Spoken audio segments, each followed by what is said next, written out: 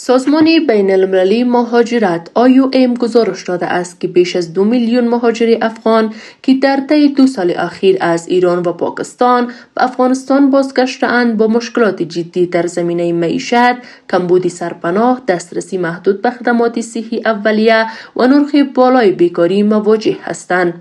مهاجرین افغان بازگشته از ایران و پاکستان در حال از مشکلاتشان در افغانستان شکایت می کنند که سازمان IOM در گزارش تازه خود نیز گفته است که بیش از 2 میلیون مهاجر افغان که در 2 سال گذشته از ایران و پاکستان به افغانستان بازگشته اند با مشکلات جدی معیشتی، کمبود سرپناه، دسترسی محدود به خدمات صحی اولیه و بیکاری گسترده روبرو هستند.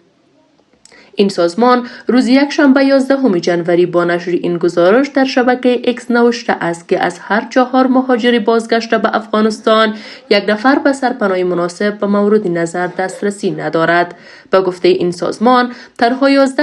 از مهاجران بازگشته کار دارند و متبقی بیکار هستند. این سازمان در گزارش خود وضعیت زندگی مهاجران بازگشته را در دوره زمانی از اول سپتامبر تا 31 اکتبر سال 2025 بررسی کرده است که بر اساس آن بیش از نیمی از بازگشت کننده ها فاقد مدارک هویتی و اسناد ضروری اند که دسترسی آنها را به خدمات دولتی، بانکی، صحی، آموزشی و اشتغال محدود کرده است.